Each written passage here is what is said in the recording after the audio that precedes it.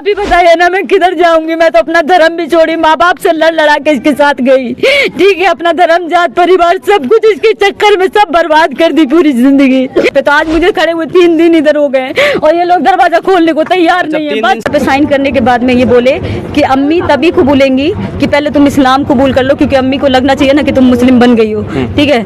एक मामला सेक्टोली का है मोतिहारी के तुरकोलिया में, जिसमें एक यूपी की लड़की जो कि एक बिहार के लड़का से शादी करती है। लड़का मोहम्मदन कास्ट का होता है और लड़की हिंदू कास्ट की होती है, और लड़की का सारा इल्जाम है कि लड़का ने इसका धर्म परिवर्तन करवा करके इनकी शादी करवा दी। लड़की यूपी से चल करके यहाँ पे आई है। सारी घटना को मैं जानने का कोशिश करूंगा इनसे कि क्या क्या घटना है। और बात ये भी है कि इनको आउट ऑफ इंडिया लेकर के गया था लड़का, कहीं दूसरे जगह दूसरे कंट्री में रखता था, और उसके बाद लिविंग रिलेशनशिप में रहने के बाद एक दूसरे में अनबन हुआ कि क्या हुआ कि लड़की यहाँ पे आकर के गेट पे सुबह से खड़ी है लेकिन गेट नहीं खुल रहा है। मैं इनसे जानना चाहूंगा कैसे कैसे क्या घटना हुआ था। शुरू से बताएंगे? हाँ बताइए, जो हुआ है बताइए। हम दोनों एक दूसरे को बचपन से जानते हैं, एक ही स्कूल में पढ़ते थे, एक ही ट्यूशन में पढ़ते थे, ठीक है। उसके बाद में हम दोनों एक साथ पढ़ते थे, हमारी 12वीं खत्म हुई तो ये मैं बर्गर किंग में जॉब करती थी, ये डोमिनोज में जॉब करते थे, ठीक है। उसके बाद में हमारा बहुत अच्छा रिश्ता था दोनों का, मतलब काफी अच्छा रिश्ता था। फिर उसके बाद में ये 2018 में ये दुबई चले गए।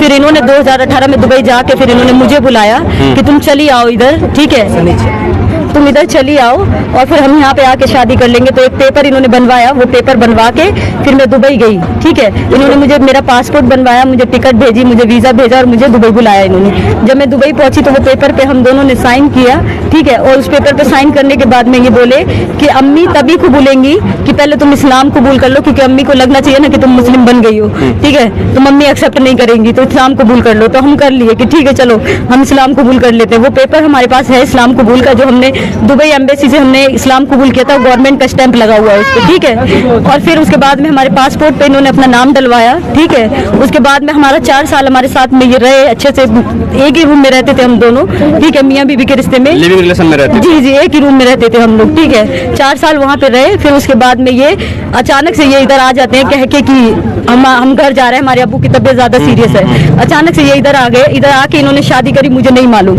इन्होंने इधर आके भाग के शादी करके फिर उसके बाद शादी करके ये दोबारा हमारे पास गए उधर। हमें नहीं बताया कि इन्होंने शादी कर ली है, ठीक है। हमें अचानक से पता चला कि इनकी शादी हो गई है। तो फिर ये उधर से बोले कि तुम अभी जाओ ट्रीटमेंट करवा के आओ अपनी अम्मी के पास, क्योंकि हमारा ट्रीटमेंट चल रहा था। तो ये बोले जाओ इधर दुबई में बहुत महंगा है, तुम जाके इंडिया में ट्रीटमेंट करवा लो अपना।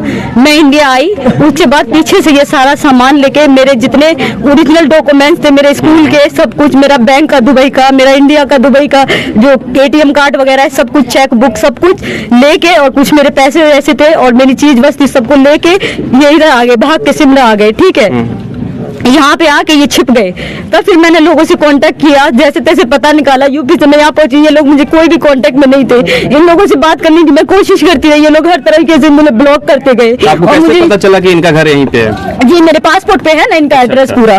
तो मैं इन कैसे जैसे पता लगा कि फिर मैं इधर आई हूँ इनके घर पे। तो आज मुझे खड़े हुए 3 दिन इधर हो गए और ये लोग दरवाजा खोलने को तैयार नहीं है। ये लोग दरवाजा नहीं खोल रहे हैं। कहाँ रही हो? मैं अभी कहीं पे भी नहीं रही, यहीं पड़ी रहती हूँ। कहाँ जाऊंगी? रात को लोग खाना दे देते हैं मुझे। आप अकेले आए क्या? नहीं, मैं अपने भाई के साथ। आप सभी देख सकते हैं जो लड़की है कैसे बिलख रही हैं कि 2 से 3 दिन हो गया ये बाहर ही रहती है। गांव वाले इनको खाना दे देते हैं, खाना खाती हैं और दरवाजे पे इसी आस में पड़े रहती हैं कि जिससे इन्होंने शादी किया, जिसके लिए धर्म परिवर्तन किया, कहीं उसका गेट खुल जाए और इनको अंदर कर लिया जाए। लेकिन ऐसा कुछ भी नहीं हो रहा है और बिलख बिलख के रो रही है। आप सभी सुनिए। आप ही बताइए ना, मैं किधर जाऊंगी? मैं तो अपना धर्म भी छोड़ी, माँ बाप से लड़ा के इसके साथ गई, ठीक है। अपना धर्म जात परिवार सब कुछ इसके चक्कर में सब बर्बाद कर दी पूरी जिंदगी।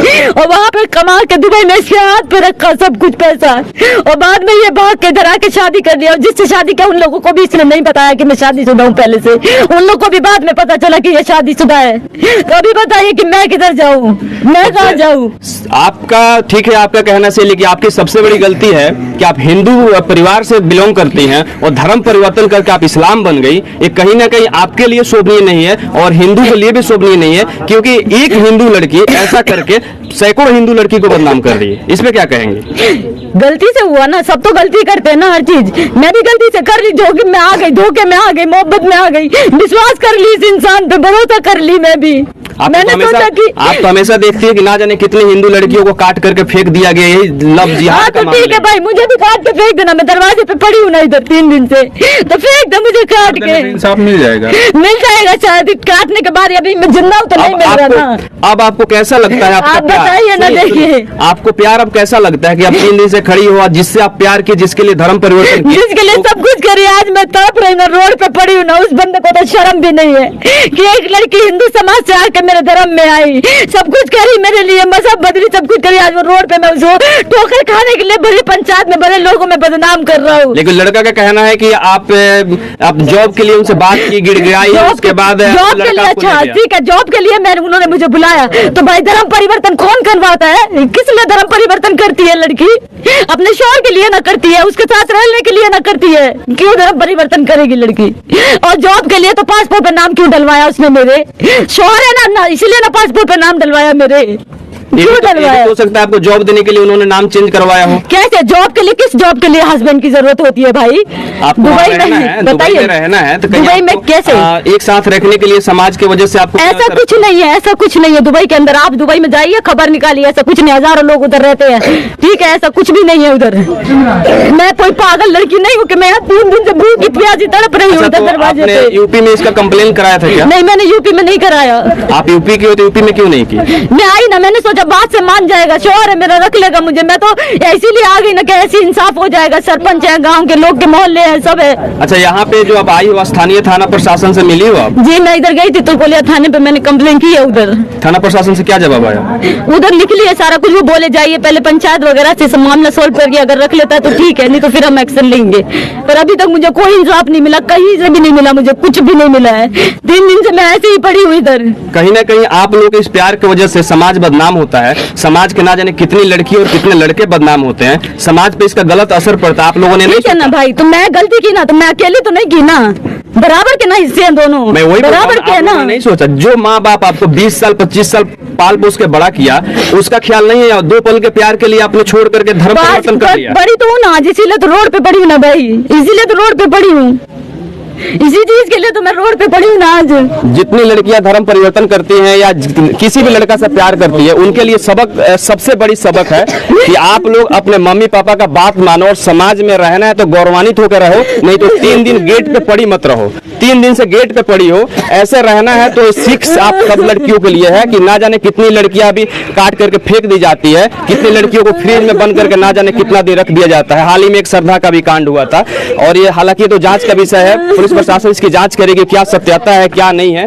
और भी आप एक बात और बताइए, जब लड़का यहाँ पे आए उसके बाद से आपकी कांटेक्ट में कभी बात नहीं हुई?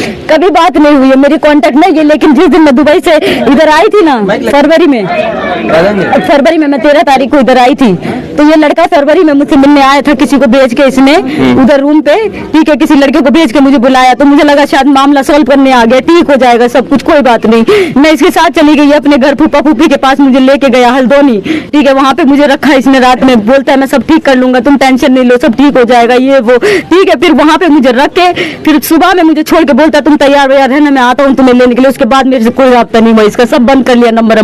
कब मैं हार के फिर यहाँ पे मैं पहुंची हूँ सिमरा। अच्छा, कहीं ना कहीं ऐसे ऐसे लड़कों और ऐसे ऐसे लड़कियों की वजह से सारा कौम बदनाम होता है और लव जिहाद का मामला पसर जाता है। एक लड़की अगर गलती करती है तो ना जाने सैकड़ों लड़कियों पे इल्जाम आता है, और एक लड़का की वजह से ना जाने कितने मुस्लिम लड़के बदनाम हो जाते हैं, और मुस्लिम कौम को बदनाम किया जाता है और हिंदू कौम को भी बदनाम किया जाता है। अभी आप लोगों ने देखा होगा द केरला स्टोरी, सेम कहानी ऐसे इनका भी दिखाया जा रहा है। तो जो भी घटना है, आप लोग बताइएगा क्या सत्यता है क्या सच्चाई है, कमेंट में जरूर बताइएगा आप लोग। जय हिंद।